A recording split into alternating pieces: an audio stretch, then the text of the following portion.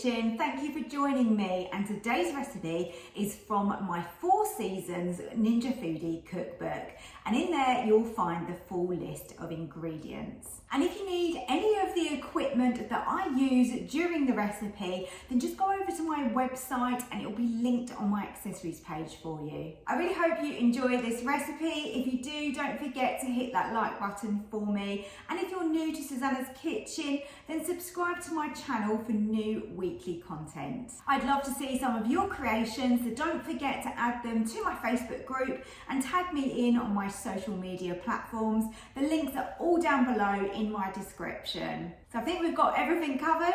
Let's start cooking. So I'm going to begin by making my crab and saffron risotto by putting my onion. In fact, actually, this is a shallot. So it's a large shallot. You can use an onion though, same. And then I'm going to put in some salt as well. And let's just add some spray oil in there as well. It's already hot, the pot. So that's just going to get everything started. And we just want to soften this down. You will see that I quite like mine diced fairly finely, because I think in a risotto, you know, you don't want massive chunks of onion, you know, when you've got that nice kind of risotto rice. Then I crush in my garlic. Now I tip in my rice and I give that a good stir in that flavour, because that onion is released its oils. We've got obviously that olive oil in the bottom, the spray olive oil that we've used, and then that garlic. So give that a good stir. And then I add in my white wine.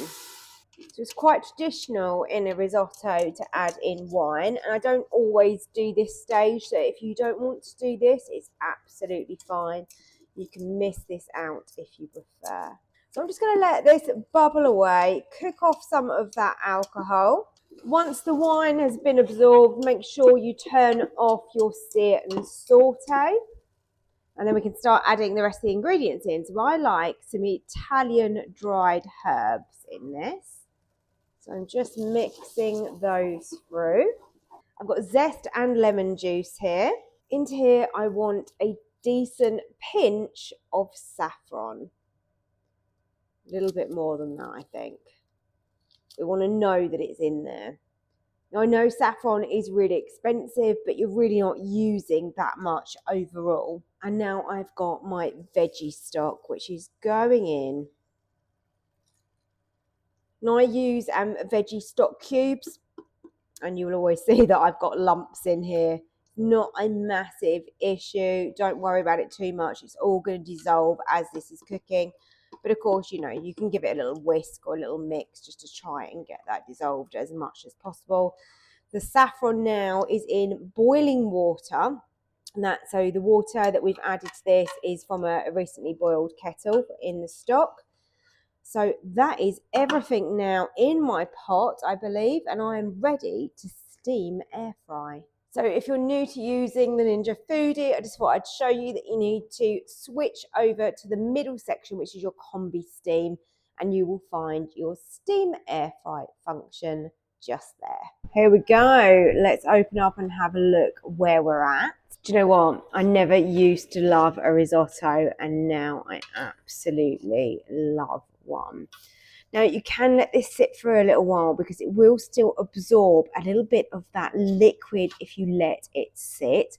Obviously we don't want a dry risotto whatsoever.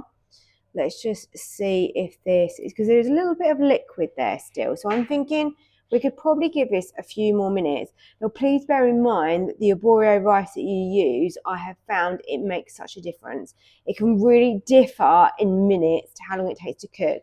The thing with steam air fry is that you can open the lid, do what I'm doing, have a look at the texture, taste it, and if you need to cook it a bit longer, then you can.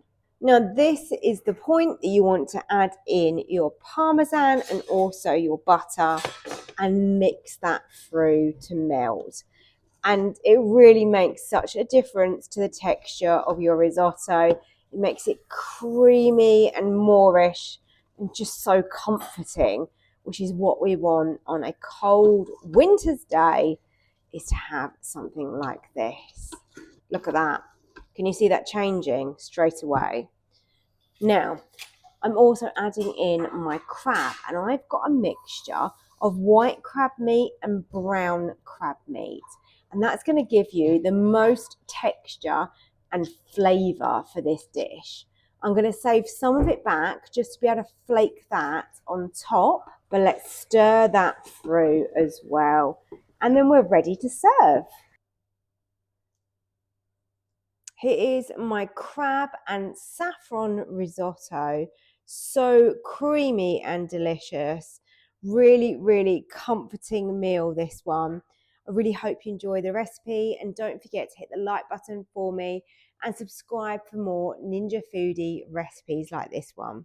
If you're interested in purchasing any of my cookbooks with delicious recipes just like this one, please head over to my website, which is www.susannahskitchen.uk.